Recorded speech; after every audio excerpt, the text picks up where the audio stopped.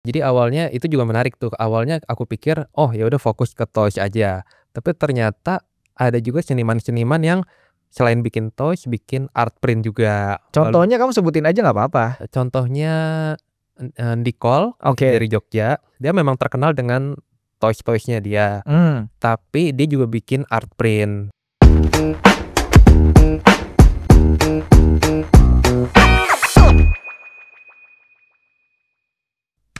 Assalamualaikum, balik lagi di DPP, Domi Punya Podcast. Oke, gua hari ini kedatangan kolega yang menarik. Kenapa? Karena, bisa dibilang yang kolega satu ini dari mungkin kalau kita ngomongin leluhurnya, terus keluarganya udah benar-benar mencerminkan mengurus galeri, punya galeri, dan kolega ini juga meneruskan legacy dari si keluarga ini. Siapa sih detailnya dan mungkin dari keluarga ini juga nanti bagaimana kiat-kiatnya sampai ternyata anaknya juga meneruskan gitu ya. Nanti bakal kita jelasin. Sebelumnya terima kasih teman-teman yang sudah share, like, komen yang ada di Instagram di mature.idn.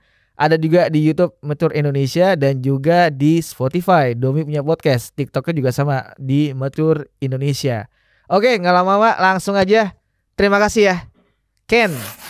Halo. Panggilannya Ken aja? Panggilnya Ken, namanya Kenny, cuman paling gampang panggilnya Ken. Oh gitu, nama panjangnya Kenny siapa kalau boleh tahu? Kenny Yustana. Yusitana. Yustana, Yustana, ya. tapi biasa orang manggilnya Ken. Ya. Terima kasih ya Ken ya. Sudah bisa obrol dan mampir ternyata di sini. Thank you udah di-invite ke Yoi sini. dong, karena memang ketika pertemuan di awal kan serunya, wah ternyata kamu menjalankan atau running si Mero ini. Nah, kita mau nanya sebenarnya tentang nanti mungkin sebelum kita menuju ke Mero, tapi lebih dasarnya adalah kayak misalnya kamu itu ternyata anak dari yang sebelum-sebelumnya juga cukup oke di galeri ini ya, seni rupa khususnya. Itu boleh ceritain sedikit gak sih Ken? Oke, boleh. Ini emang dari keluarga ya, dari orang tua lebih tepatnya. Emang udah jalanin galeri itu dari tahun 90, udah 30 tahun lebih. Nah, itu mereka udah jalanin selama itu anak-anaknya bantu-bantuin tiap kali acara pameran, acara art fair, acara di mall. Jadi memang dari dulu itu kita di dalam dunia seni gitu, walaupun bukan kita yang running galerinya, tapi secara nggak langsung tuh kita, ada di sana gitu, di setiap acara, dari tahun ke tahun selama kurun waktu itu, gitu. Nah, orang tua tuh nama galerinya Andi Galeri. Andi Galeri, Ya, oke. dari nama papa Andi, sama mama Bu Melani, nah mereka yang running galeri Andi Galeri itu. Jadi kalau teman-teman pernah pasti kalau misalnya ikut di beberapa datang ke art fair atau misalnya ada beberapa di brosur atau katalog pameran ada Andis Galeri, nah inilah anaknya ya. Anaknya Ya, berapa Ken? anak pertama. Anak pertama dari Pak Adi dan juga Bu Mel ya, Iya, yang punya dari namanya Andi Galeri. Di betul. situ senimannya ada beberapa kayak misalnya yang paling populer. Redi Rahadian contohnya, itu Nah, pematung yang banyak karyanya ada di Andi Galeri, ya. Andi Gunawan juga ya? Adi Gunawan juga. Kalau lihat beberapa di kegiatan pameran Andis Galeri di Art Fair itu suka nampilin yang patung-patung yang cabi-cabi gitu ya, yang lebih bulat-bulat. Nah, ini Andis Galeri namanya gitu ya. Nah, kamu sendiri itu bagaimana akhirnya sekarang merintis mengikuti jejak kedua orang tua kamu nih Ken? Oke, itu ceritanya lumayan panjang ya Nah, sebenarnya. Jadi nggak apa-apa in 5 jam aman kita, slow aja, santai kan? Iya santai. nggak apa-apa, aman. Oke, jadi ceritanya itu dari tiap tahun itu kan kita ada di acara-acara pamerannya orang tua gitu. Dan kedua adik aku emang dari awal tuh udah mempunyai ketertarikan dalam Mmm. dunia art. Jadi dua adik aku itu juga punya galeri masing-masing, namanya Candice Gallery, itu adik aku yang namanya Denny, terus ada juga adik perempuan Shirley, dia punya Sankara Art. Jadi mereka memang dari awal tuh udah kelihatan, mau ke arah galeri gitu. Nah, sedangkan aku itu belum selama ini. Jadi selama ini tuh aku kerja full time di startup company dan baru banget resign untuk mulai ke galeri. Itu semua juga perjalanannya cepat ya, dan nggak disangka-sangka juga aku end up di sini. Karena emang dari dulu kayaknya lebih cocok ke kerja untuk yang lain lah, bukan galeri, tapi juga end up buka galeri juga. Itu juga ceritanya menarik. Ya boleh dong ceritain akhirnya kamu ada rasa keinginan cocok nih buka galeri itu gimana sebenarnya? Oke, jadi dari berapa tahun terakhir itu aku tinggal nggak di Jakarta, lebih tepatnya tuh di Bali. Aku kerja full time, tapi memang dia nggak punya kantor, dia tuh work from home. Jadi karena momennya, work from home, ya udah kerja dari Bali aja, biar work from Bali kayaknya enak tuh. Dan beneran selama ini kerja dari Bali nyaman gitu, 9 to 5, terus santai-santai kerja, sampai suatu hari itu aku dibikin balik ke Jakarta sama nyamuk lebih tepatnya. Sakit? Sakit, dan Oh, itu aku kena DBD oke. di rumah sakit di Bali, sampai bener-bener kondisinya waktu itu harus dibawa balik ke Jakarta. Dan pas balik ke Jakarta itu entah kenapa kayak jalan itu diarahin sendiri sama semesta, dikenalin ke galeri lain, dikenalin ke seniman ini, seniman itu, dan jadinya tuh lahirlah Mero gitu. Opportunity-nya juga menarik banget waktu itu karena Toys itu lagi naik-naiknya momen waktu itu. Pop Mart sendiri juga baru datang ke Indo dan hype-nya tuh benar-benar lagi tinggi. Jadi ada ketertarikan itu karena dulu waktu kecil juga emang hobinya tuh mainan, jadi ada hubungannya ke masa kecil gitu. Kira-kira Mhm. gitu ceritanya sih lahirnya Mero bulan Oktober November tahun lalu gitu. Oh baru berarti ya? Baru Belum ada banget. setahun ya? Belum ada 6 bulan bahkan. Iya belum 6 bulan ya, belum ada setengah tahun ya? Belum ada. Oke. Jadi kamu pemilihan kata Mero itu sendiri bagaimana munculnya? Oke, pakai Mero tuh berdasarkan apa? Oke, jadi pertama waktu itu nyari-nyari nama ya, kita mencari sesuatu yang arahnya tuh baik gitu, positif, dan kayaknya enak didengar, gampang diingat gitu. Cari-cari apakah pakai nama sendiri atau pakai nama apa. Jadi cari-cari ketemunya kata ini Mero, yang di bahasa Jepang ada hubungannya sama cahaya. Jadi biar sesuatu yang baiklah artinya gitu. Jadi kamu pakai si Mero itu. Betul. Oke, sebelum kita mendalami si Mero ini, aku mau nanyanya adalah berarti kamu banyak belajar atau bertanya juga sama, Pak Andi, Bu Mels ini tentang misalnya merunningkan galeri atau bagaimana me-manage galeri itu kamu banyak sharing nggak? Banyak banget. Dan kamu merasa bahwa sebenarnya galeri itu kan untuk kita bisa manage itu susah kan ya? Betul. Artinya belum tentu dalam setiap bulan ada penjualan. Nah, kamu lebih tahu lah mungkin dari cerita orang tua kamu ya karena memang pastinya dibagilah resepnya gitu. Nah, yang membuat kamu yakin, oke deh ini bener-bener kita lakukan dan dijadiin si Mero ini apa yang membuat kamu yakin? Pertama, opportunity-nya. Waktu itu bener-bener lagi ada opportunity-nya untuk terjun ke dunia ini, dan jujur emang banyak kebantu dari channel-channelnya yang udah ada gitu. Jadi karena orang tua udah di dalam dunia art selama itu, udah otomatis kenal ke seniman-senimannya, lalu udah kenal ke owner-owner galeri lain, udah kenal juga ke event-event organizer kayak art fair dan Mmm. juga event-event lain, bahkan ke tempat-tempat venue-venue tertentu juga udah punya hubungan yang baik dengan orang tua. Jadi jujur memang mulainya galeri ini sangat sangat kebantu dari peran orang tua juga sih, yang udah memiliki channel dan kenalan-kenalan di dunia ini gitu. Mau nggak mau mungkin akhirnya orang tua turun tangan membukakan pintu untuk kamu bisa berkenalan dengan orang-orang yang ada di scene ini gitu ya.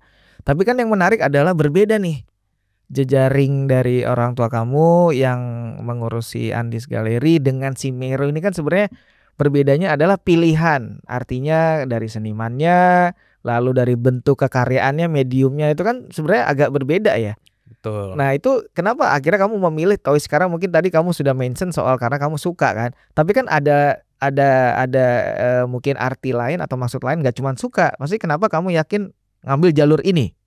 Oke, jadi memang mediumnya itu memang berbeda ya Ya, antara aku dan orang tua. Bahkan betul. antara aku sama adik-adik aku juga mediumnya berbeda Betul. semua. Iya. Tapi yang kita uh, pelajarin itu modelnya tuh sama gitu, walaupun bentuk bentuk karyanya beda-beda. Itu adalah hubungan antara galeri dan juga seniman. Jadi memang galeri itu posisinya di tengah-tengah buyer dan juga seniman. Jadi kalau galerinya menjual painting itu adalah antara seniman painting dan buyer painting. Kalau galerinya adalah sculpture antara para pematung dan pembeli. Dan sama halnya dengan toys ini juga, kita ada di tengah-tengah antara seniman-seniman toys yang terus berkarya dan pembeli-pembeli dan peminat-peminat toys ini gitu.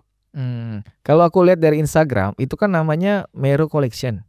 Kenapa Betul. kamu menyebutkan itu collection, nggak Mero Gallery gitu misalnya, atau Mero Art Space, itu kenapa? Oh itu juga waktu itu kepikirannya karena aku lihat galeri-galeri di Indonesia namanya tuh beda-beda ya, nggak harus belakangnya tuh galeri gitu. Ada Oke. yang namanya project, ada juga Ya, namanya collection, ada yang juga namanya macam-macam lah ya. gitu. Nah, jadi kayaknya kalau nggak pakai nama galeri itu lebih fleksibel ya untuk melakukan hal-hal yang di luar galeri gitu. Kalau galeri kan biasanya tuh membuat pameran atau membuat acara seni gitu. Tapi kalau bukan namanya galeri, oh mungkin bisa melakukan collab-collab dengan brand-brand tertentu nih, misalnya perhiasan atau toko Jan. baju, jam, eee, ya campur-campur gitu. Jadi kepikiran kayaknya nggak usah pakai nama galeri deh, biar nggak terikat juga sama pola-pola galeri gitu. Jadi terpilihlah si namanya Mero Collection. Betul. Oke, pertamanya ada Mero Collection yang secara fisik itu di mana lokasinya? Lokasinya ada di PIK, nama tempatnya Indonesia Design District. Pertama kali hadir fisik tuh di sana. Pertama kali di Kenapa sana. bisa milih sana, Ken? Pertama itu tempatnya memang untuk furniture dan juga home decoration. Jadi di sekelilingnya itu banyak sekali tempat penjual-penjual yang kayak perabotan dan furniture yang high end juga. Terus kita memang udah ngelirik tempat itu dari lama banget gitu, dan sering tempatnya tuh support acara-acara art gitu di venue hall-nya mereka. Jadi waktu itu tuh kita muter muter muter, tapi full waktu itu tempatnya. Kayaknya cocok nih di sini gitu untuk toys ini. Sampai suatu hari ada tenan yang keluar dan tempatnya itu strategis sekali gitu. Itu di pintu utama dan yang pertama kali dilihat itu. Begitu kita dengar, wih tenan itu keluar gitu. Mau apa enggak ditawarin sama manajemennya. Wah itu kalau ini nggak diambil, belum tentu ada kesempatan ini lagi gitu. Kalau udah diambil orang lain dan udah permanen di situ, udah gitu nggak bisa gitu. Jadi, wah boleh banget nih, ya udah kita coba. Jadi pembukaannya waktu itu pertama di IDD PIK 2 itu. Makanya melihat yang si ruangan itu berpotensi dan bagus mungkin secara feng shui gitu ya, kamu take over lah, kamu ambil itu.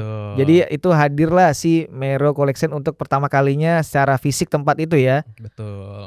Itu kalau boleh tahu ya, waktu di era pertama kali kamu menampilkan apa di si ruangan itu, atau disebutnya apa waktu itu? Galeri atau apa? Space atau apa? Ya mungkin sebagai showroom aja Showroom aja sih, ya. Nah, di iya. showroom itu kamu menampilkan apa? Pertama kali hadir nih si Mero.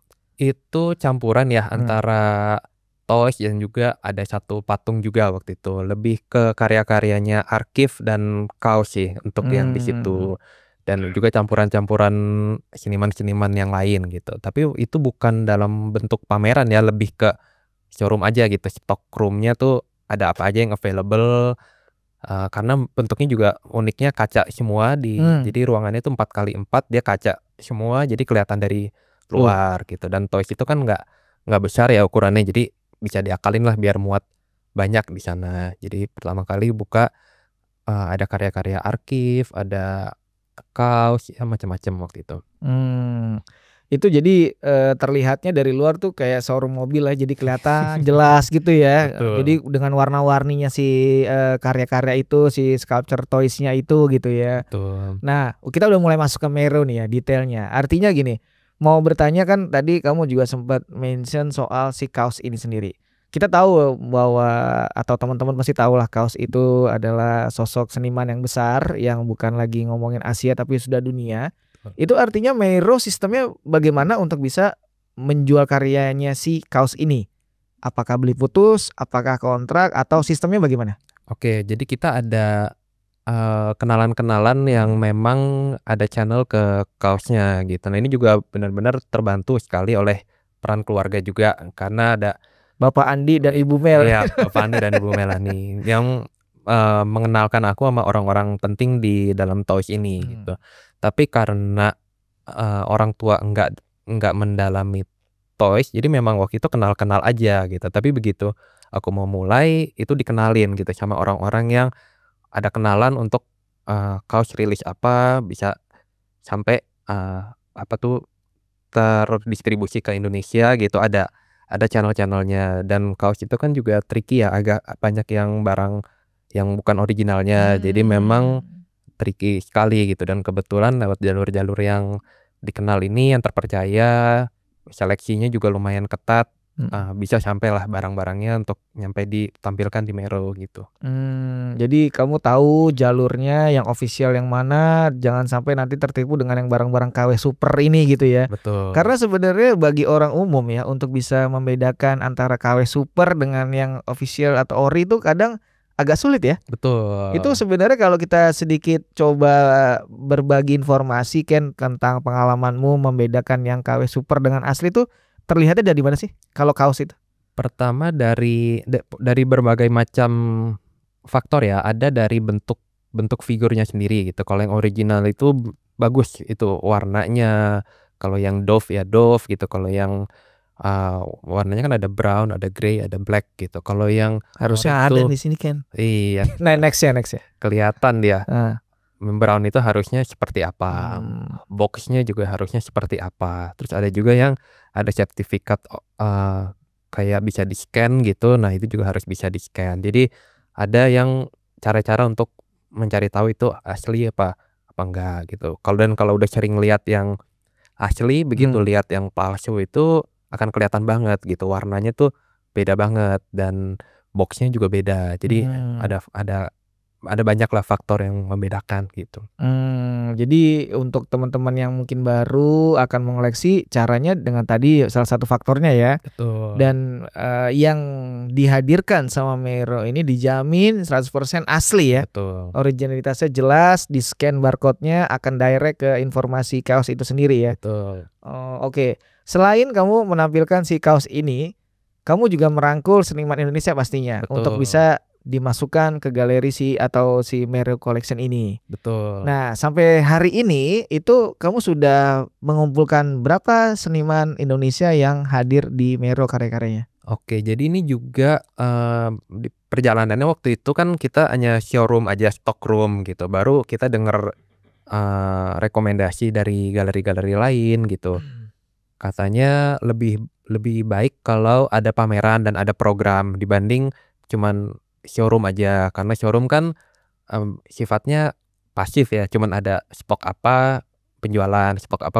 Nah, kalau bikinin pameran, bikin event itu lebih hidup dan juga lebih jelas gitu loh mau gandeng seniman yang mana gitu. Jadi di bulan Maret kemarin kita pameran perdana, akhirnya kita pilih seniman-seniman toys ini, tapi campurannya antara luar negeri dan Indonesia. Untuk Indonesianya sendiri juga ada beberapa pilihan-pilihan kita yang ditampilkan di bulan Maret kemarin. Itu mungkin ada sekitar 5-6 ada. Boleh disebutin kalau masih ingat? Oke, nama-nama seniman Indonesianya pertama Dikol, itu dari Yogyakarta. Dia terinspirasi dari Banksy karya-karyanya, jadi banyak yang udah lempar-lempar donat-donat gitu dan lumayan udah ada nama juga senimannya di luar negeri gitu. Tapi di Indonesia belum masuk ke galeri-galeri dan dunia-dunia art ini. Ada juga Rizal Ulum itu yang di baju aku karyanya tengkorak-tengkorak gini, ada badannya itu dari kota Kudus. Dia lumayan aktif juga bikin toys dan memang sangat berpotensi gitu. Lalu ada tambahan-tambahan juga seperti Andre Tanama, dia ada bikin toys juga, seniman legendaris dari Jogja, dan ada beberapa yang lain juga. Itu caranya kamu mengkurasi yang tadi kamu sebutkan khususnya dari seniman Indonesia itu, bagaimana sih caranya atau step by step-nya sampai kamu akhirnya menghadirkan karya-karya mereka di Meiro itu gimana? Oke, jadi yang pertama itu kita lihat karyanya, lalu sejarahnya seniman ini juga, nama baiknya seniman ini juga, dan juga apakah seniman ini sudah ada program dengan galeri lain gitu. Jadi yang aku diajarin selama ini dari orang tua, dari galeri-galeri lain, itu kita harus ada etikanya juga terhadap galeri-galeri lain. Kita harus menghormati program-program yang mereka udah jalanin sama seniman mereka. Jadi kalau seniman tertentu udah ada program sama galeri lain, udah jadi andalannya galeri lain, itu kita udah pasti kita nggak akan memilih seniman itu. Kita menghormati kerjasama mereka, jangan kita tiba-tiba pamerin karya mereka. Jadi kita belajarlah untuk memilih dengan baik seniman-senimannya, jangan bentrok dengan program-program galeri lain, agar hubungannya baik juga gitu antara kita dan galeri-galeri lain, apalagi mereka udah lebih senior daripada aku gitu.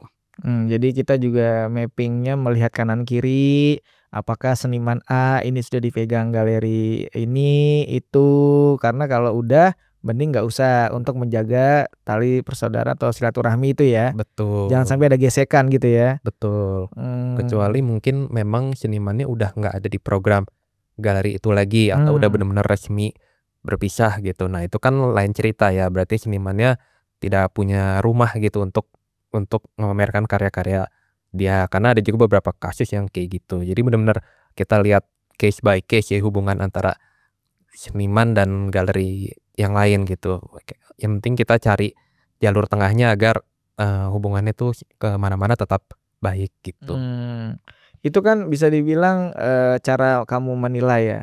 Artinya bisa jadi ada mungkin seniman yang mungkin dia sudah dipegang galeri A misalnya, tapi dia punya masa waktu yang kayak misalnya, oh dia by project kok sampai 3 bulan aja, tapi mungkin tinggal 1 bulan lagi belum beres tapi dia sudah menawarkan diri ke tempatmu gitu, kamu responnya biasanya gimana? Pasti kita komunikasi juga sama Galerinya untuk menanyakan kebenarannya gitu? Betul, karena Oke. circle-nya juga Kecil ya? kecil gitu. Kita mau gimana-gimana juga pasti akan tahu ya? Iya, akan ketemu-ketemu terus juga di acara-acara gitu. Kan enaknya tuh hubungannya baik ya, betul. Karena ini kolamnya kecil, jadi jangan sampai ada gesekan gitu ya? Betul. Dan Oke. seniman itu kan juga banyak ya di Indonesia Banyak gitu. sekali, banyak banget. Dan terus muncul yang baru-baru terus kan. Jadi kalau bisa milih yang belum dipegang galeri lain, kenapa harus mengambil yang udah ada program sama galeri lain gitu kan ya.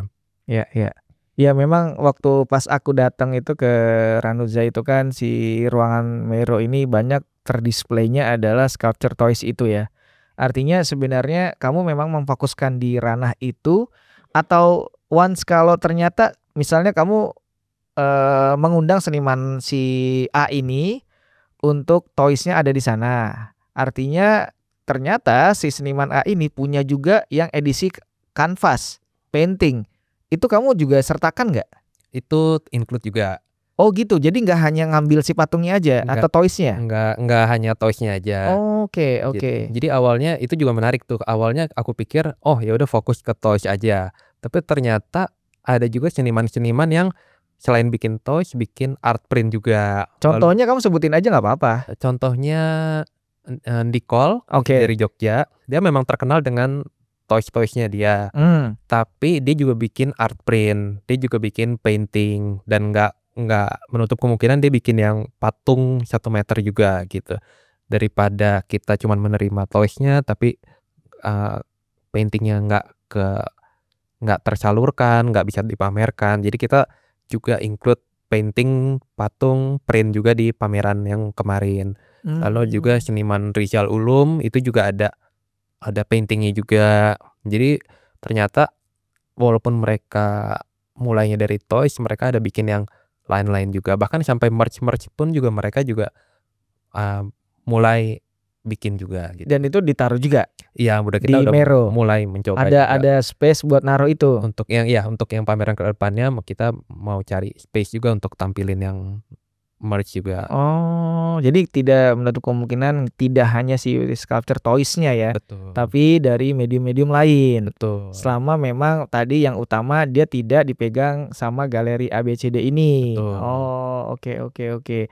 Tapi kalau kita ngomongin galeri baru nih ya, artinya sebenarnya ada pemikiran kayak kamu akan mematok harganya mungkin kayak jangan up-nya seginilah gitu. Artinya jangan sampai melebihi yang mungkin sudah dulu, atau caranya bagaimana untuk bisa kamu mengambil market yang bisa dibilang agak berbeda dari galeri lain itu gimana? Oke, untuk harganya sendiri kita lihat-lihat senimannya juga. Ini juga yang aku pelajarin, kalau senimannya udah ada harga tertentu dan kita harus mengikuti harga tersebut gitu. Kalau misalnya harga kaos di luar negeri udah berapa, nah kita nggak mungkin gitu untuk nurunin harganya di Indonesia gitu. Justru kita harus memperkenalkan bahwa harganya dia ada di level tertentu dan kita harus mengikuti harga yang udah tercipta. Jadi kalau harga seniman baru mungkin kita bisa mencari harga bareng gitu sampai ketemu angka yang oke. Tapi kalau dia udah ada nama, udah harganya udah tercipta, nah kita harus mengikuti juga gitu harganya. Jadi kamu lihat dulu ya si mungkin track recordnya seniman ini dari segi harganya berapa untuk bisa diimbangi istilahnya gitu ya. Betul. Oke. Berarti kan kalau kita ngomong itu oke, ini berarti sudah kamu riset senimannya, bagaimana harganya, kerja sama galeri yang lainnya bagaimana. Nah, kalau kita ngomongin soal si Mero ini sampai di hari ini berjalan belum ada 6 bulan kan? Belum ada. Itu berarti kalau kita ngomongin dari segi waktu, momen untuk ikut di acara-acara besar sudah berapa kali? Momen acara-acara besar ya? Ada nggak selain di tempat kalian yang di Ranuza dengan di PIK? Oh iya, kita lagi cari terus kesempatan untuk ikut-ikut di event-event publik gitu. Dan akan ada nih bulan Agustus nanti art fair pertama kita di Art Pertama Moment, iya. dalam sejarahnya Dalam si Mero. Oh gitu ya? Iya, Oke. di event Art Moments 2025 di Agora Mall.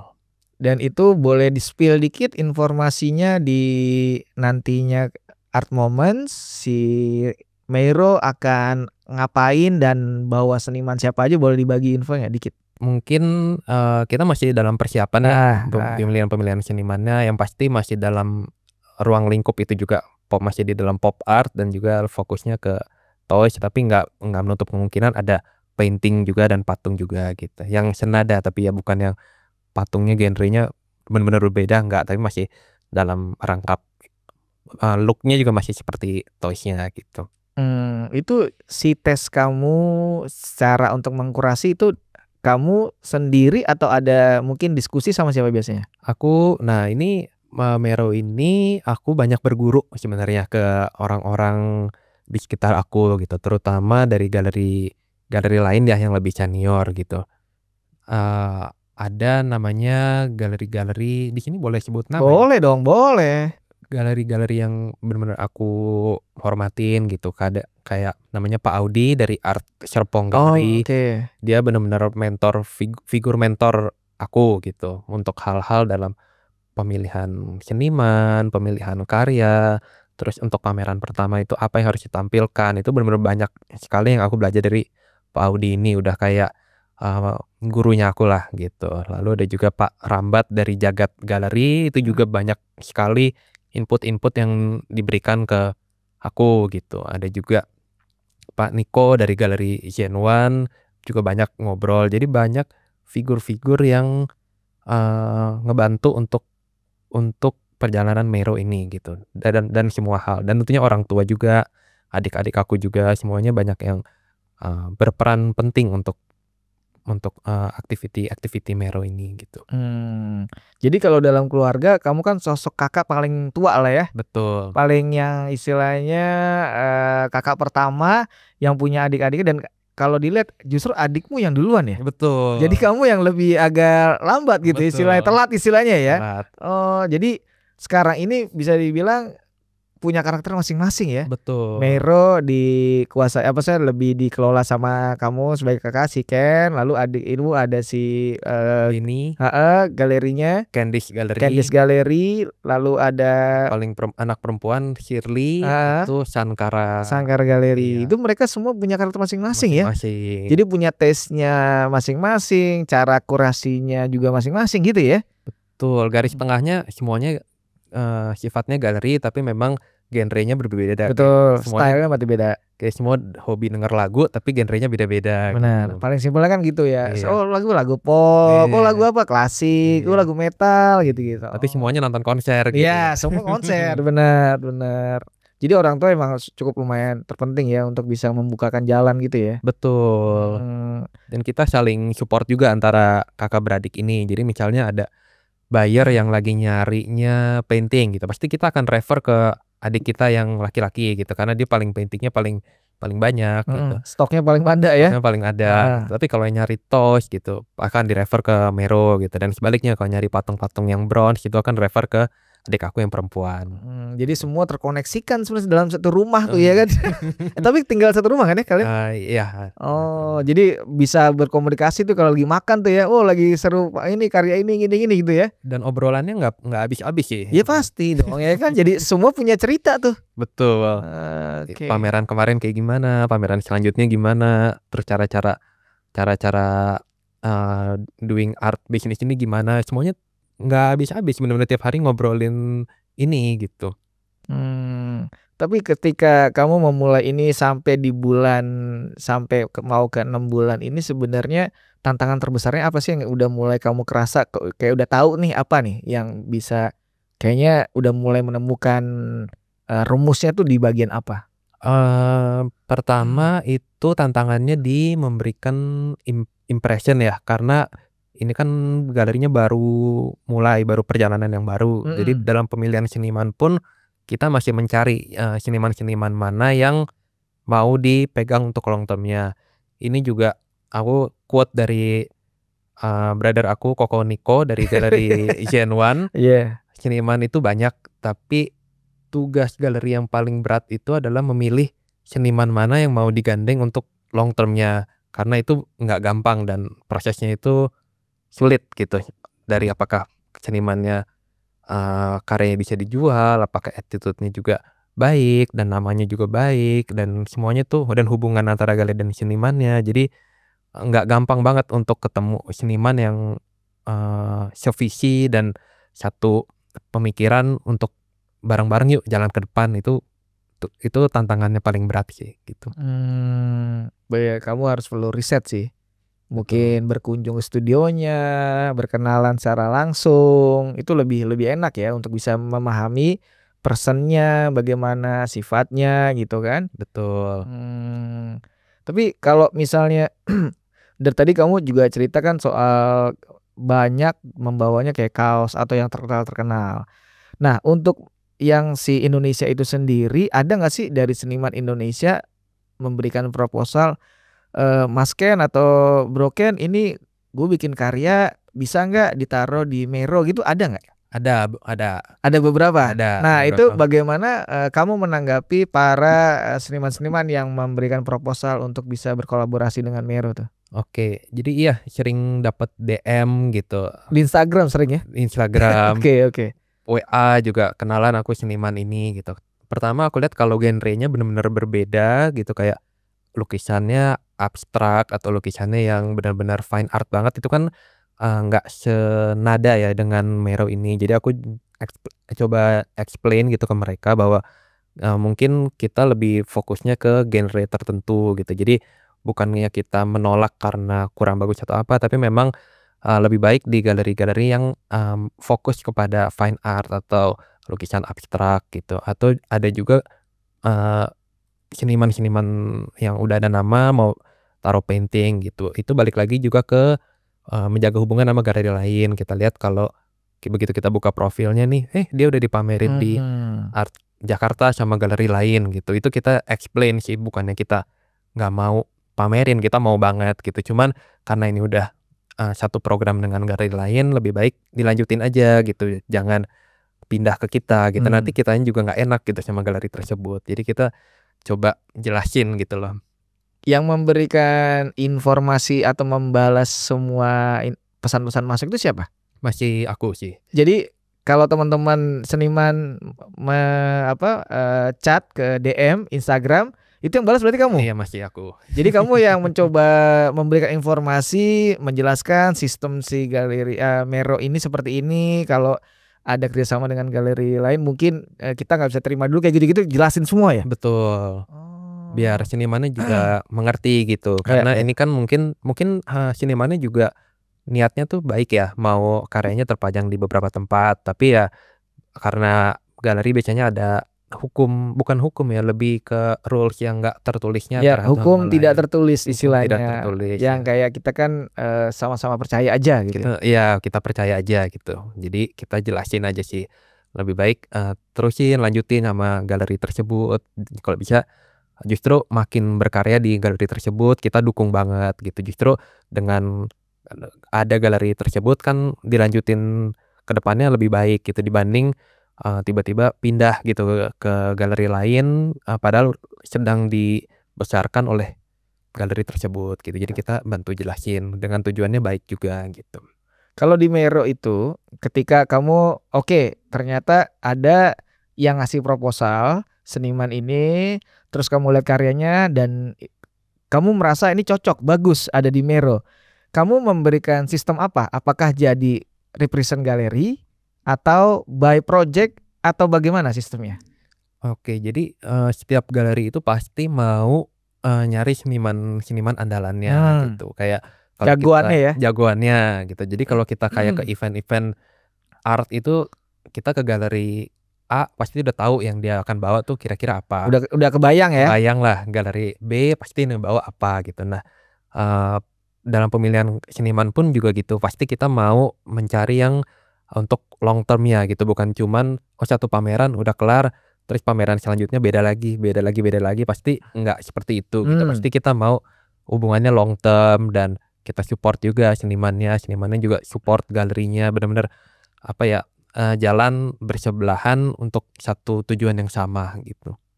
Berarti kalau untuk si Mero itu bisa dibilang kan tadi kamu menyebut beberapa galeri sudah ada branding image-nya. Kalau dia di Adver pasti bawanya ABCD. Betul. Galeri B ABCD. Nah, Mero sendiri membawa siapa kalau untuk jadi jagoannya lah istilahnya? Kalau udah ada nama? Justru belum ada gitu. Kita masih mencari gitu. Jadi buat para seniman, teman-teman, ada peluang karena Mero khususnya Ken mencari ya. Masih ya. Iya. Open buat siapapun ya. Iya, untuk kalau boleh tahu bocorannya, kamu nyari apa sih? Nyari karakternya tuh yang kayak gimana? Mero membuka senimannya untuk yang seniman seperti apa? Nah, itu buat teman-teman siapa tahu pengen tahu kan detailnya. Iya, itu kita nyari yang pasti yang karyanya oke gitu, disukain orang, lalu dari senimannya sendiri juga punya semangat gitu loh untuk terus berkarya gitu. Jadi misalnya karyanya udah dipajang, dia terus udah kepikiran juga selanjutnya mau bikin apa. Jadi kita juga kebayang gitu dia ke depannya mau ke arah yang mana gitu.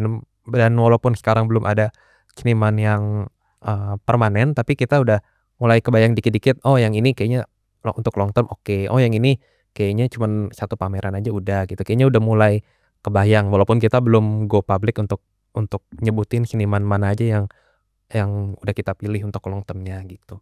Tapi ada rasa bagaimana memilih untuk karya ini kayaknya bakal oke atau istilahnya laris atau disukai orang tuh, kamu ada feel itu gak sih? Kadang-kadang ada gitu ya? Tapi nggak selalu benar juga. Tapi ada beberapa yang benar juga. Ada beberapa yang benar kayak, juga. Wah ini kayak feeling gue nih bakal laris gitu atau bakal disukai orang tuh ada tuh? Ada.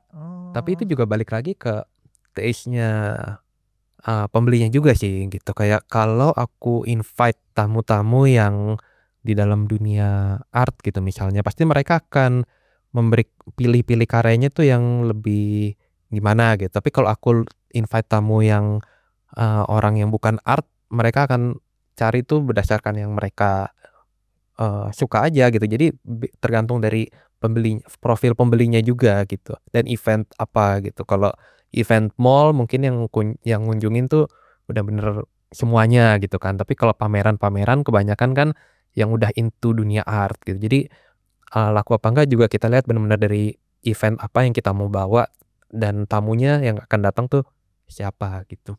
Oke, karena kamu udah mention tamu dan juga pembeli ya. Kalau dari based on data atau risetmu tentang kolektor atau para pembeli yang datang ke Mero atau yang beli di Mero itu, kamu melihat database-nya itu mereka background-nya apa, kolektor ini itu dari mana jejaringnya sampai bisa kamu membawa mereka ke Mero untuk membeli itu? Oke, jadi kalau yang dari pengalaman aku lihat-lihat profil pembelinya, kebanyakan tuh justru yang muda-muda gitu, yang baru-baru into toys dan into art gitu. Jadi bukan dari orang-orang yang udah lama di dalam dunia art gitu. Ini adalah anak-anak muda gitu yang dengar temannya beli apa, bagus dia juga ikutan beli. FOMO factor itu juga penting banget gitu di dunia toys ini gitu. Terus banyak hal-hal yang aku juga nggak expect gitu. Oh, beli karena anaknya suka ini gitu. Oh, beli karena dianya hobi karakter tertentu kayak misalnya Mickey Mouse atau karakter-karakter yang terkenal, Astro Boy gitu. Beli karena karakternya tuh inspired by famous characters gitu. Atau beli tuh untuk karena CEO-nya tuh sama gitu. Atau karyanya tuh ada hubungan dengan keberuntungan gitu. Kayak satu karya yang bentuknya dolar-dolar gitu, itu juga dipercaya untuk memberikan banyak rezeki gitu. Jadi ada benar-benar alasan-alasan yang bukan secara art gitu, tapi secara yang lain gitu. Tapi untuk kamu bisa berkenalan sama mereka dari mana awalnya, Ken? Pertama kan kita IG aja ya, Oke. benar-benar dari online aja gitu. Tapi begitu kita buka di IDD, di PIK itu ada aja gitu tamu yang lewat gitu. Jadi benar-benar nggak ada dari siapa gitu, nggak ada ya? Dari siapa? Misalnya kayak kenalan dari siapa itu nggak ada, dari mulut ke mulut, atau dia memang ketemu di si tempatmu di PIK itu awal gitu ya? Campur-campur sih gitu. Ada yang dari tempat, ada yang dari online, ada yang dari temennya temen, atau kemarin pameran itu temennya hostnya kita juga gitu. Jadi campur-campur sih. Tapi rata-rata memang masih muda untuk yang beli toys gitu. Tapi kalau untuk yang painting atau patung yang besar itu umurnya biasanya lebih tua gitu. Karena memang tadi kan kamu selalu bilangnya yang beli selalu anak muda nih. Betul. Kalau boleh tahu range harganya emang paling tinggi di Mero tuh berapa sih, boleh nggak dikasih tahu? Untuk toys yang 30 cm, 40 gitu ya. Paling tinggi itu kemarin di 80 juta.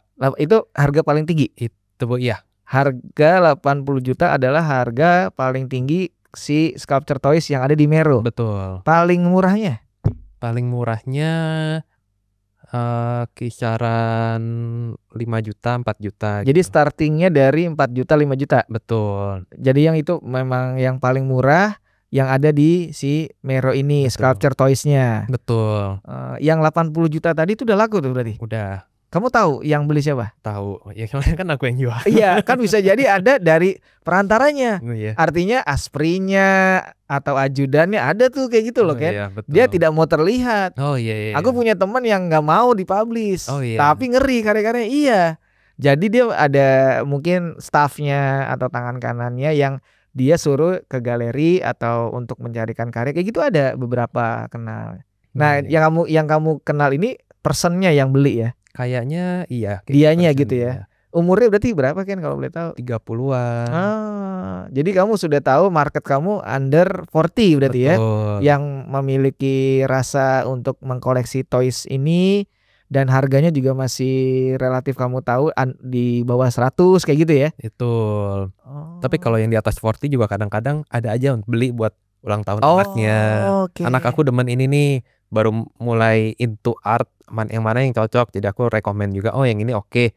Aku beli ya udah buat anaknya. Hadiah ya, ulang tahun. Iya. Jadi mantap juga ya di kolektor kayak gitu.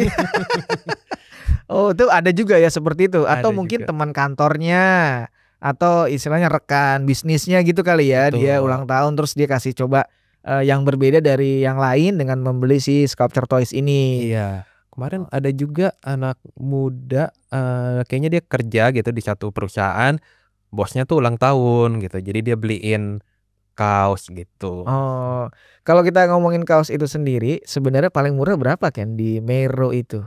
Kaos itu starting-nya dia dari 10-an ya kira-kira. Paling murah 10-an. 10-an. Oke, dan itu per edisi ya? Iya. Biasanya edisi berapa itu yang 10 jutaan itu? Justru yang 10-an itu 10-20 itu yang open edition. Jadi Oh, kaos itu saking namanya udah sebesar itu, iya. open edition aja 10-20-an gitu. Mungkin banyak teman-teman yang kurang memahami kata open edition. Bisa dijelasin nggak Ken? Oke, jadi open edition itu karya itu nggak dibatasin akan dibikinnya berapa gitu. Jadi bisa aja dibikin 500 pieces worldwide, bisa juga 600 gitu. Kita nggak ada yang tahu gitu. Tapi dia tuh nggak membatasi produksinya dia gitu. Itu open edition. Kalau limited edition Ya. tuh udah dibatasin di awal. Oh, karya ini cuma akan dibuat 50, akan dibuat 100 aja gitu. Perbedaannya di situ. Oh, jadi si kaos ini ketika responnya bagus di market, di pasar, ada kemungkinan karya-karya yang tadi sudah laku akan dibikin lagi. Betul. Disebutnya open. Open edition. Betul. Kalau namanya limited berarti sudah disebut di awal. Betul. Hanya dibuat 500 piece dalam sedunia gitu. Betul. Artinya ketika 500 sudah habis dia nggak bakal nyetak lagi. Betul. Oh, oke. Ada istilah apa lagi di dunia pertoisan atau dunia sculpture toys ini, ada apa lagi istilah selain open tadi edition? Itu kalau limited edition tuh berarti udah ada nomornya, karyanya tuh Betul. nomor 1. 1/500, Iya. 2/500. Betul. Jadi kalau di toys itu uniknya nomor-nomor itu kan bisa dipilih ya. Jadi kadang-kadang juga pembelinya tuh milih nomor gitu. Betul. Nomor keberuntungannya dia. Nomor tanggal gitu. lahir. Iya. Ya. Itu kan nggak terjadi di painting gitu misalnya ya. Painting kan cuman one only piece, ya. ya. Jadi kalau toys tuh boleh nggak aku milih nomor 33 gitu. Itu kan agak sesuatu yang bukan nomor yang biasa orang pilih gitu. Kenapa milih umurnya umur 33. Apa tuh usahanya tuh ada 3-3-nya di dalam usahanya. Jadi hobinya memilih nomor gitu. Kalau open edition itu bagaimana nomornya? Ada nggak? Open edition nggak ada nomor. Oh, jadi nggak ada dia? Nggak ada. Oh, jadi memang bentuknya sama tapi tidak ada informasi slash berapa nggak ada ya? Nggak ada. Oh, makanya open edition. Betul. Karena bisa diulang lagi nanti ya. Betul. Dan kita nggak pernah tahu kalau open edition itu dia bikin itu total ada berapa di dunia, itu kita nggak tahu. Oh, si artisnya pun si kaosnya nggak pernah info ya? Pernah info. Oh, karena ya lihat si respon market aja gitu ya? Betul. Oh gitu. Kalau kanvasnya sendiri paling besar pernah ditampilkan di Mero itu size sampai berapa? Kalau kanvas jujur kita belum banyak nampilin ya. Masih dalam ukuran biasanya tuh 50x70, 60x80, yang besar juga 100x100 aja sih kemarin gitu. Oh, ada tuh ya? Ada. Seniman siapa yang 100x100? Nicole, Yogyakarta. Ya. Dan sold out. Dan iya, dia karyanya tuh 100x100 gambar muka ada dolarnya gitu. Itu sold out di hari pertama pameran. Lalu karena dia sold, aku info ke senimannya nih sold gitu. Dia langsung bikin lagi yang lain gitu. Dipajang penggantinya gitu. Jadi laku lagi gitu. Jadi lagi on proses untuk karya painting yang selanjutnya juga gitu. Oke. Jadi ketika di calling suruh naruh lagi, dia kirim lagi, di display lagi, laku lagi. Iya, cuman seminggu kalau nggak salah. Seminggu ya? Padahal itu bukan barang pameran gitu. Jadi nggak ada di katalog asli pamerannya juga itu. Itu sistemnya dengan seniman itu kamu bagaimana? Kontrak per project atau represent artis atau bagaimana? Kita mengikuti yang dilakukan galeri-galeri lain juga gitu. Jadi kalau mereka profit sharingnya gimana, agreementnya gimana, hubungannya gimana, kita mengikuti pattern yang udah ada aja. Kita nggak bikin sesuatu yang baru gitu. Biar cara mainnya juga sama gitu dengan galeri-galeri yang lain gitu. Kalau boleh tahu potongan berapa persen boleh gak? Itu ya untuk itu potongan juga berbeda-beda ya tergantung acaranya. Jadi gitu. memang diskusi intinya. Diskusi. dan benar-benar mencari garis tengahnya sih antara galeri dan seniman, angkanya. Soalnya kalau tiap karya itu biaya produksinya juga beda-beda. Beda-beda, betul. Kayak painting itu kan pasti biaya produksinya berbeda dengan bikin 3D patung gitu. Yes. Patung kan ada materialnya lagi di dalam gitu. Udah pasti kayak perhitungannya tuh agak nggak bisa disamain lah gitu, painting dan patung. Jadi kita cari garis tengahnya antara galeri dan seniman yang oke gimana gitu. Jadi untuk menentukan persenan dari sistem kerjasamanya tergantung soal acaranya juga, Betul. diskusi dengan senimannya gitu ya. Betul. Ada pengalaman apa nih selama kamu mengurusi banyak kontrak atau mungkin negosiasi dengan seniman, ada nggak pengalaman apa gitu, ada nggak? Pengalamannya itu benar-benar sebagai galeri harus tahu in person senimannya gimana, harus ketemu dengan senimannya, nggak bisa tuh kayak cuman online doang, nggak pernah ketemu face to face, nggak pernah ngomongin secara face to face yang detail gitu, nggak bisa gitu. Kita benar-benar harus tahu senimannya gimana, datang ke studionya, pembuatan dia karya gimana gitu, benar-benar baru kita untuk meyakinkan untuk ke pameran dan yang lain gitu. Jadi jangan pernah untuk cuman by phone doang gitu ya, atau cuman Zoom gitu ya. Seharusnya atau mungkin kalau bisa diusahakan studio visit ya. Datang ke tempat atau studionya senimannya, ngobrol di situ juga lebih seru gitu ya. Betul. Biar tahu makin dalam personnya gimana. Betul. Ini juga yang aku belajar sih, karena kita harus kita dan seniman itu harus hubungannya tuh harus baik gitu. Jadi dan kita nggak boleh melihat dia sebagai seniman kita, justru dia itu partner kita untuk melangkah ke depan gitu. Hubungannya harus dijaga baik gitu. Seakan-akan dia itu adalah teman kita, bagian dari galerinya tersebut gitu. Jadi ya pertama kita bangun kerjasamanya dengan saling percaya dulu, jangan sampai nanti di tengah jalan ada gesekan, jadi ada perselisihan, nggak enak gitu ya. Karena ya balik lagi kolamnya kecil nih. Bagaimanapun kalau kita mungkin menghindar, mungkin satu momen bisa menghindar, tapi di momen-momen berikutnya pasti akan ketemu lagi. Nggak mungkin enggak ya. Karena emang mau kemana-mana larinya pasti ketemu. Iya kan, apalagi seni rupa gitu ya, lebih kecil lagi kan. Betul. Makanya sebaik mungkin jangan ada gesekan-gesekan itu. Betul. Kalau perempuan ada nggak sih kan yang sudah dilirik sama Mero untuk bisa ditampilin karyanya? Oke, kalau untuk perempuan, nanti nih pameran kita yang selanjutnya bulan Juni. Itu spill aja.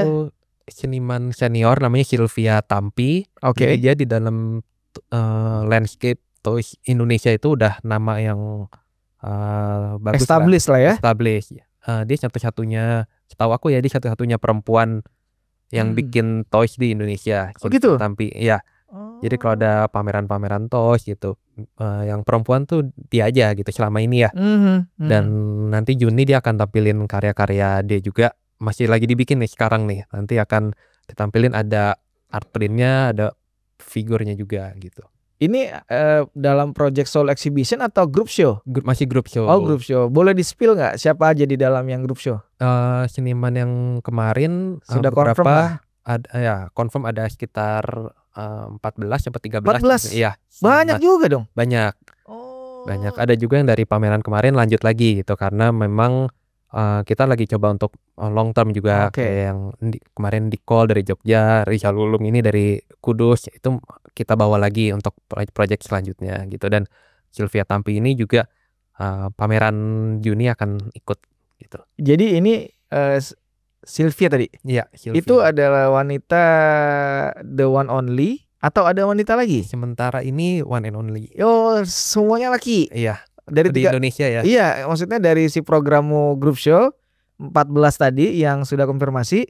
Kalau untuk pamerannya ada perempuan, tapi bikin toys mungkin dari luar negeri gitu, atau painter tapi dari luar negeri. Tapi luar kalau negeri yang siapa?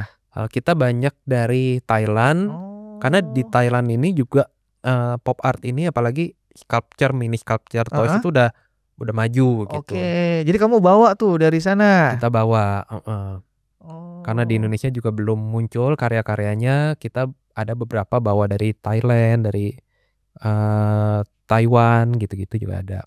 Oh gitu. Jadi siasatnya mencoba cari untuk kayak seniman perempuannya yang sudah beredar, ya ternyata dari Asia, dari Southeast gitu Iya. kamu coba undang. Iya. Kalau Indonesia ada yang kayak perempuan juga membuat, pasti kamu akan undang. Iya pasti. Oh, berarti ada peluang Eee, buat teman-teman ya seniman perempuan langsung aja. nggak harus perempuan juga, Ya laki-laki artinya juga. biar Oh balance iya. ya kan. Kalau laki tadi udah di info Oh bahwa iya. semua seniman yang memang minat berkolaborasi sama Mero bisa colek tuh. Nah, Iya. kalau yang perempuan kan tadi kamu bilang ternyata baru satu kan. Betul. Yang kamu pikir kayak aktif dianya, mungkin yang lain belum muncul kan. Belum Nah, muncul. kalau udah muncul bisa colek-colek tuh sama si Ken ini Iya. gitu. Karena pastinya akan kamu undang ya. Iya kita cobalah gitu. Berarti rumus kamu untuk berhasil di suatu pameran ada nggak sih?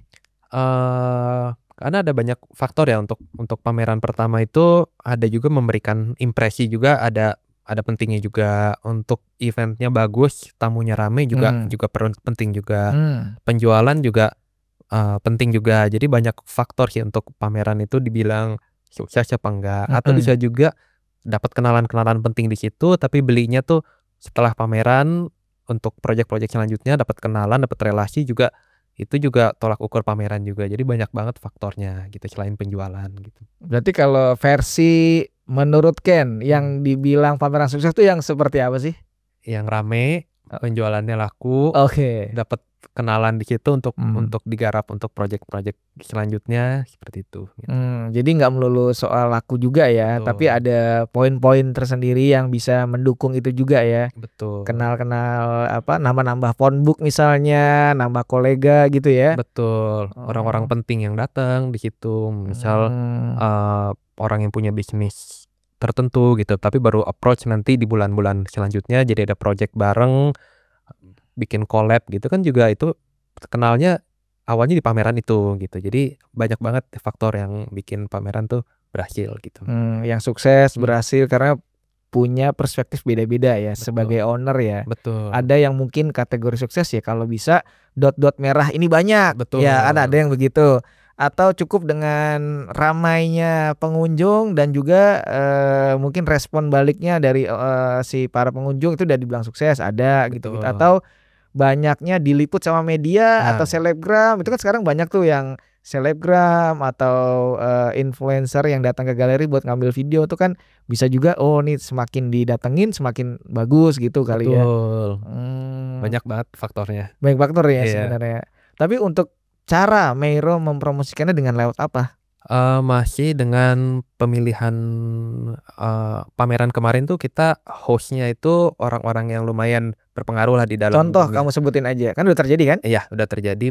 Host-nya yang pertama itu Pak Sandy dari Art Moment Oke, Indonesia. oke. Itu memang udah kenal lama banget dari sebelum pandemi ya. Heeh. Kita emang ada project-project dulu, bikin-bikin virtual exhibition gitu. Jadi emang hubungannya udah terjalin tuh udah lama sekali gitu, dan kita invite gitu, "Om mau nggak jadi host di pameran perdana kita?" Dan beliau mau gitu, dan karena namanya juga memang udah, terkenal di dalam dunia art gitu, jadi tamu-tamu yang datang juga, kenalan-kenalan yang penting gitu hari itu. Terus ada juga, satu lagi host-nya namanya Cipri, itu, punya jewelry company di Pacific Place dan emang network-nya adalah orang-orang fashion.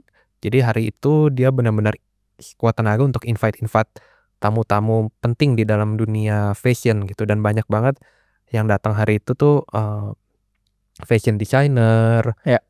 model-model gitu untuk datang ke pameran itu. Itu berkat, pemilihan host yang tepat juga. Jadi kalau kita milih host yang benar itu, pastinya yang datang itu juga terpilih gitu. Jadi kamu melihatnya dengan strategi memilih host. Memilih host untuk Salah pameran. satunya, karena dari host ini sendiri akan mengundang dari A sampai Z-nya berbeda-beda Betul. dan bisa berpengaruh ke si acaramu ini. Betul. Dan juga Oke. satu lagi kemarin, kita beruntungnya pamerannya dibuka oleh Ibu Wakil Menteri Ekraf Oh, ya. sampai ke sana gimana tuh, Ken? Itu Ibu Irene Umar. Iya, jadi kita, nyoba-nyoba aja gitu kan, nggak ada salahnya kan kita Ya. invite aja gitu, kita kontak Itu kamu yang invite? Keluarga lah. Oh keluarga, Keluarga. oke. Karena pertama dia kenalnya itu sama nyokap justru. Sama Ibu Melani? Iya, sama Ibu Melani pernah ketemuan dulu, lalu Bu Melani ada ke kantornya juga gitu, lihat di sana tuh banyak toys juga. Ternyata beliau memang hobi toys.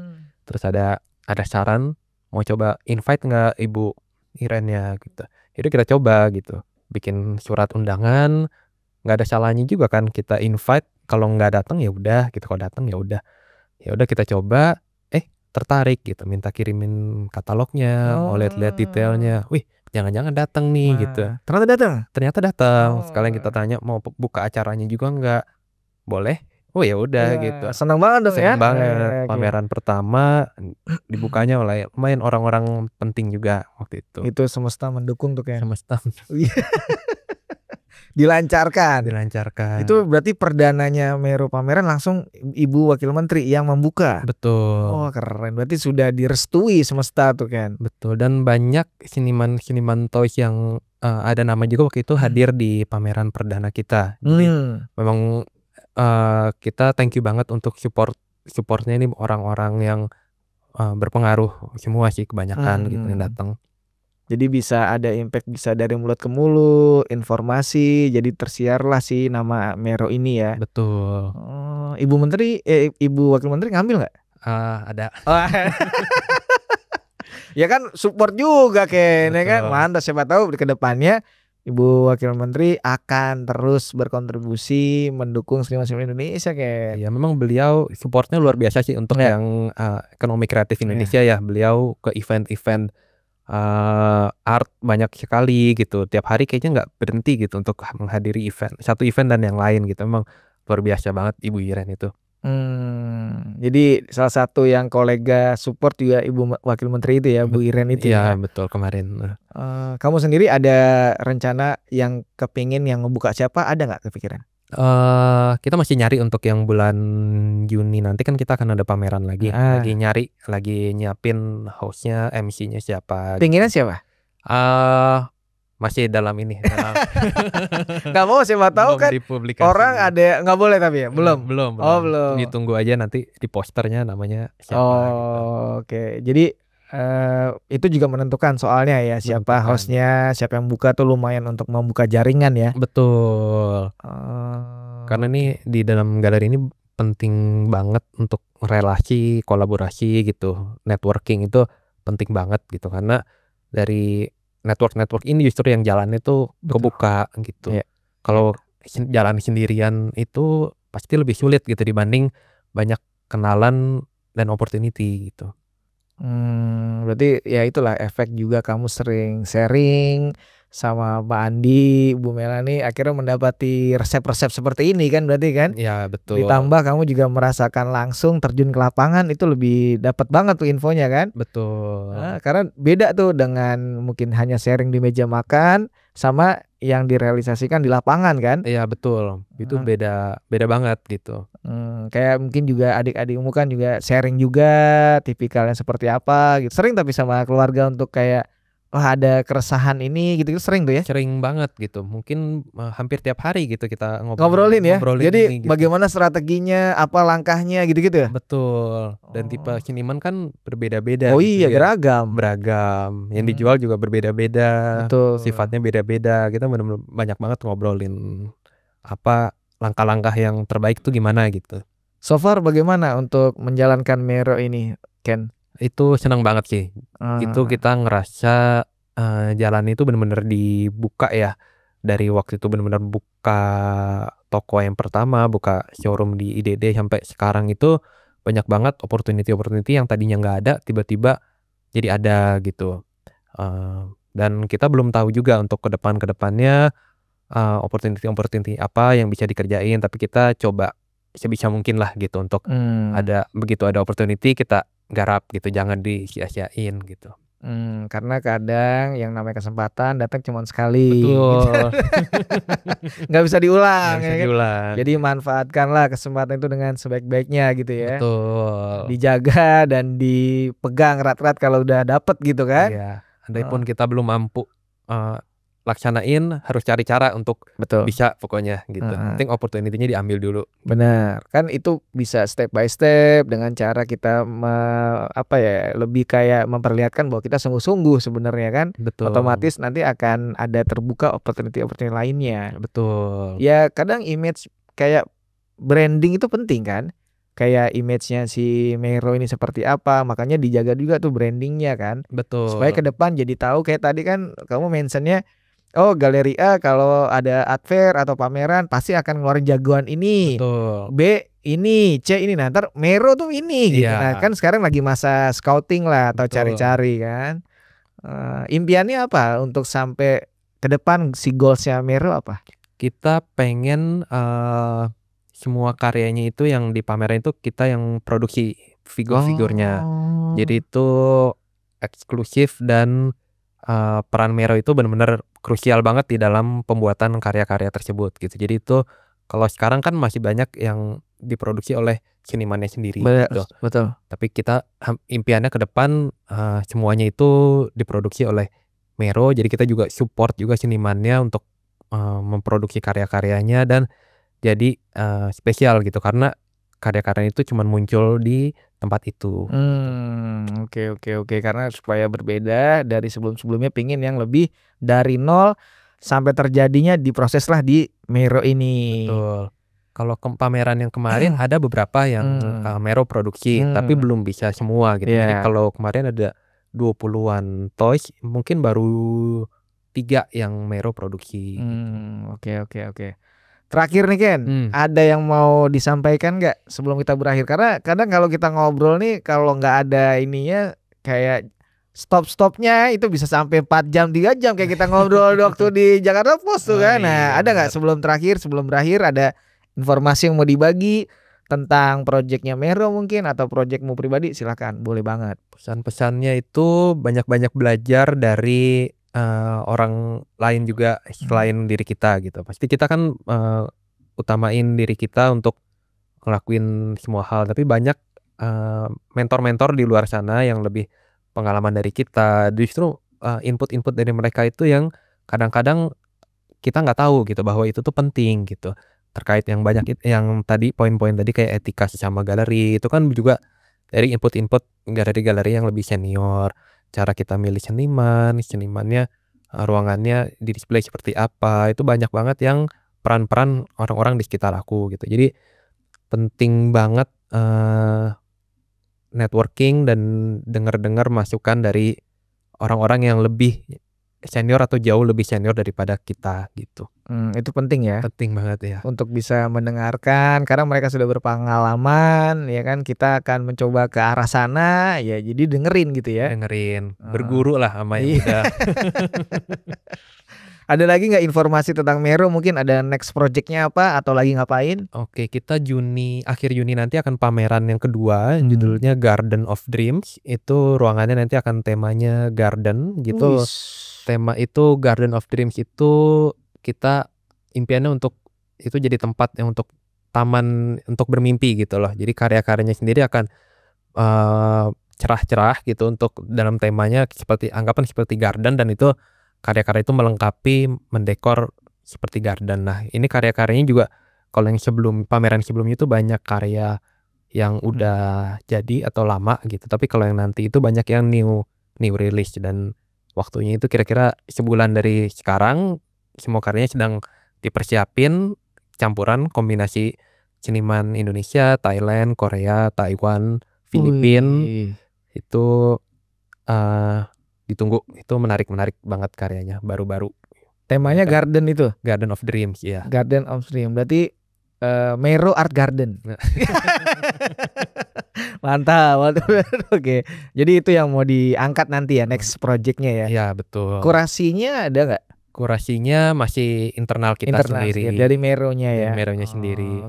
Oke. Tepatnya tanggal berapa sudah di lock belum?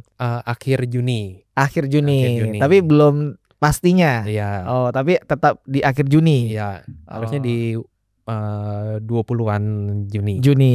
Oke, itu yang terdekat dari proyeknya si Mero ya. Betul, habis itu disusul sama Art Moments. Nah, 2022. nanti boleh lagi tuh Ken, karena kita terbatasan waktu nih. Mungkin yang sekarang ceritanya nanti kita bahas yang soal si Art Moments tuh. Boleh Itu banget. boleh di-spill dikit nggak sebelum nanti kita terakhir yang buat Art Moments mau ngapain? Art Dikit aja. Moments 3 hari ya. Si Mero mau ngapain di sana? Kita mau tampilkan toys-toys yang bagus di sana udah pasti, dan hari pertama itu akan spesial gitu karena satu booth akan satu seniman aja, dan hari kedua hari ketiga baru campur gitu. Nah hari pertamanya itu akan spesial gitu, nanti ditunggu aja. Spesialnya siapa? Itu nanti ditunggu. Oh, ditunggu dulu, belum ke publish ya? Iya, belum ke publish. Oke ya, Ken. Siap. Udah, ada lagi nggak mungkin? Cukup kayaknya. Udah ya? Iya. Nanti kalau misalnya ada lagi gua akan ngundang lagi Ken. Pasti. Karena obrolan ini kadang nggak cuman kayak sejam kurang. Oh iya. Cuman kadang karena kalau kita lebih nggak enak juga yang nonton ya kan. Jadi nextnya kita bikin part-partnya aja Ken. Iya, siap. Tapi terima kasih banget untuk kali ini berbagi informasi tentang Mero Collection khususnya, dan juga jernih sedikit informasi sosok Bapak Andi, Ibu Melani yang mempunyai anak namanya Ken gitu ya. Sama 2 adik aku juga, Nah, Denny dan Shirley. Ke depan kalau bisa boleh tuh di sini ada juga ya. Pasti. Nanti kita coba diskusikan jadwalnya untuk, karena berbeda nih, karena si Mero karakternya Ken seperti apa tadi udah jelasin. 2 lagi ini kan menarik nih. Iya. Nah, itu pasti akan kita angkat dan menariknya berbeda-beda. Boleh banget. Nanti kita cobain Cerita ya. mereka juga sama serunya. Nah, itu dia. Kayak tadi kan kamu udah jelasin di Bali sakit terus pulang. Nah, itu mungkin ada lagi cerita dari mereka beda-beda kan? Beda-beda. Difficulty-nya beda. Persis. Journey-nya beda. Iya. Dan mereka juga lagi all out juga untuk galeri-galeri mereka. Nah, itu poin tuh. Boleh nanti ada set jadwal kita coba untuk ngobrolin ya. Ya, Terima kasih ya Ken ya. Terima kasih juga udah invite. Thank you banget atas obrolannya. Sukses terus untuk Mero Collection. Sukses terus juga. Sama-sama. Nanti kita berkabar lagi. Iya. Gue mau closing dikit ya Ken ya. Oke. Thank you. Teman-teman terima kasih. Tadi udah ngobrol sama sosok orang di baliknya Mero Collection yang ada di Ranuzia. Itu lantai berapa sih Ranuzia-nya? Lantai 2. Lantai 2 itu ada Mero Collection. Tadi detailnya udah ngomongin soal yang dibawa sama Mero itu ada apa aja. Kalau penasaran langsung cek Instagramnya di Mero Collection. Mero Collection, dan Instagram pribadi boleh di add nggak? Boleh. Boleh. Ya. Apa namanya? Kenny SPN. Nah, itu nanti kalau mau ada lempar proposal atau kerjasama boleh tuh Ken ya. Boleh banget. Karena akan berdiskusi sama langsung Ken yang membalas.